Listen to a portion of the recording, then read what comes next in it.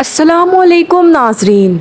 India को चांद पर कदम रखे अभी 2 हफ्ते भी नहीं हुए थे कि भारत ने सूरज की तरफ जाने के लिए अपना आदित्य L1 मिशन लॉन्च कर दिया। आइए देखते हैं कि ये मिशन क्यों किया जा रहा है आज की इस वीडियो में। नाजरीन, आदित्य L1 भारत का पहला ऐसा मिशन होगा जो कि सूरज को ऑब्जर्व करेगा, यानी सूरज के बारे में स्टडी करेगा। आदित्य यानी सूरज, अगर तो सूरज का कंपैरिजन किया जाए तो सूरज का साइज इतना बड़ा है कि अर्थ यानी हमारी ज़मीन उसके सामने बहुत ही छोटी नज़र आती है। लेकिन और भी बड़े बड़े सैयारे हैं जैसे कि जुपिटर और सैटर्न, वो भी छोटे नज़र आते हैं। नाजरीन, इसको स्टडी करने के लिए इसरो ने आखिर आदित्य L1 मिशन लॉन्च कर दिया।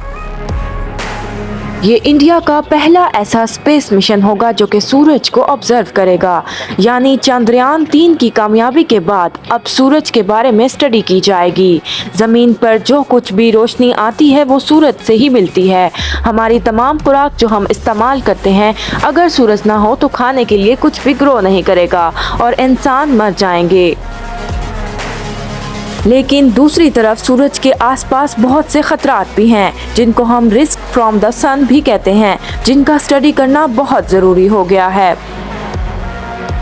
सूरज से अल्ट्रावायलेट रेज और कई सोलर फ्लेयर्स निकलते हैं जो कि बहुत ख़तरनाक होते हैं। सूरज से जो रेज निकलती हैं उनमें cosmic rays, gamma rays, X rays, ultraviolet rays, infrared rays, microwaves, radio waves शामिल हैं। ये तमाम तरह की रेज सूरज अपने अंदर एब्जॉर्ब भी करता है और रेडिएट भी करता है। नाजरीन, हमारे टीवी चैनल सैटेलाइट्स के ज़रिए और जीपीएस भी सैटेलाइट्स के ज़रिए ही काम करते हैं, तो कभी कभार इन रेस की वजह से ये सैटेलाइट्स डैमेज हो जाती हैं और कुछ ऐसी होती हैं जिनकी मेंटेनेंस कॉस्ट बहुत ज़्यादा बढ़ जाती है। इसलिए सूरज की शुआओं को स्टडी करना यानी सूरज की रेस को स्टडी करना बहुत ज़रूरी है। भारत का ये आदित्य L1 सूरज की इस ही चीज़ की तहकीक करेगा, यानी रिसर्च करेगा। सूरज की जितनी भी लेयर्स हैं उन सब को स्टडी करेगा। सन का सबसे आउटर लेयर होता है जिसको कोरोना कहते हैं। अब इस कोरोना का उस कोरोना वायरस से कोई ताल्लुक नहीं। उसको ये मिशन स्टडी करेगा आदित्य L1। इसमें एक ऐसा पार्टिकल डिटेक्टर भी लगा होता है, जिसका मतलब है सन से कोई भी ऐसा पार्टिकल जो पहले कभी तहकीक ना हुआ हो, यानी जिस पर कभी पहले रिसर्च ना की गई हो और उसको साइंसदानों के बारे में कुछ पता भी ना हो और ना ही उसके बारे में किसने कभी रिसर्च की हो, इसको स्टडी करेगा। नाजरीन, आदित्य L1 जिस भी जगह पर होगा वो एक सिंगल पॉइंट है, यानी वो मूव नहीं करेगा। यानी ये स्पेसक्राफ्ट जो भेजे जाते हैं वो मूव नहीं करेंगे। और अगर आपके जहन में कोई भी ऐसी इमेज आती है सैटेलाइट को लेकर कि वो मूव करती होगी, लेकिन यहाँ ऐसा कुछ नहीं होगा। ये एक ऐसी सैटेलाइट होगी जो एक ही जगह पर ठहर कर यानी एक ही जगह पर रुक कर कंटिन्यूसली मुसलसल सूरज को ऑब्जर्व करेगी और ना ही कोई सैयारा यानी प्लैनेट इस आदित्य L1 के बीच में आ सकता। ये ऐसी जगह है जिसको लैग्रेंज पॉइंट्स कहा जाता है। इसको लैग्रेंज पॉइंट्स का नाम दिया गया है, यानी सेफली पार्किंग स्पॉट्स। अब आपके जहन में सवाल ये आएगा कि आखिर ये लैग्रेंज पॉइंट्स होते क्या हैं। ये आसान लफ्ज़ों में ये लैग्रेंज पॉइंट्स बहुत ही सेफली पार्किंग पॉइंट्स होते हैं फॉर दी सैटेलाइट। ये एक ऐसा पॉइंट है जहाँ पर वो सैटेलाइट एक ही जगह पर रुक सकेगी, एक ही जगह पर रहकर उसकी स्टडी कर सकेगी।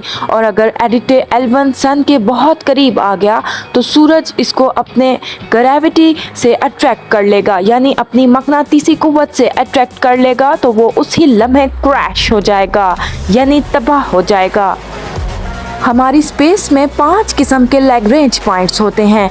तो स्पेस में मौजूद इन लैग्रेंज पॉइंट्स की ख़ास बात यह है कि ये एक ऐसी जगह है जहाँ पर ना तो सूरज की मकनातीसी कुव्वत और ना ही ज़मीन की मकनातीसी कुव्वत का कोई असर नहीं होता, यानी दोनों का असर इस जगह पर आकर बिल्कुल ज़ीरो हो जाता है।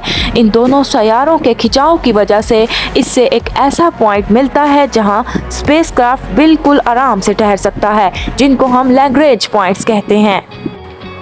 नाजरीन, हमारे सोलर सिस्टम में ये 5 पॉइंट हैं जो लैग्रेंज पॉइंट्स होते हैं। L1, L2, L3, L4 और L5।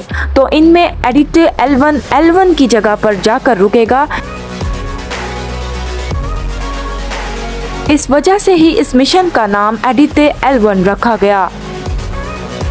इसको इन लैग्रांज पॉइंट्स यानी सेफ पार्किंग पॉइंट्स तक पहुंचने के लिए 4 महीने या 127 दिन लग सकते हैं अपनी मंजिल तक कामयाबी से पहुंचने के लिए। और ये पॉइंट ज़मीन से 15 लाख किलोमीटर दूर हैं और कहा यह जाता है कि चांद 3,84,000 किलोमीटर दूर है और ये तकरीबन उससे 4 गुना ज़्यादा दूर हैं। नाजरीन, एक बहुत ही अहम बात यह है कि सूरज से कभी कभी सोलर मैग्नेटिक स्टॉर्म्स भी निकलते हैं, यानी तूफान। जैसे ज़मीन पर बहुत से तूफान आते हैं, इसी तरह वहाँ सोलर मैग्नेटिक स्टॉर्म्स आते हैं। इससे हमारी ज़मीन के पूरे इन्वायरमेंट पर काफ़ी हद तक फ़र्क भी पड़ता है। नाजरीन, एडिटे L1 एक ऐसे रीजन में रहेगा, यानी एक ऐसे इलाके में रहेगा कि किसी भी तरह के तूफान की वजह से डिस्टर्बेंस नहीं होगी और वो मुसलसल सूरज को स्टडी करता रहेगा। जैसे ज़मीन का एक वेदर होता है, इसी तरह सोलर वेदर भी होता है। तो इसी तरह स्पेस में भी एक वेदर है, इसमें अलग अलग किस्म की रेस होती हैं जिनसे ये वेदर बन जाता है। एडिटे L1 मिशन 5 साल तक सूरज को ऑब्जर्व करेगा।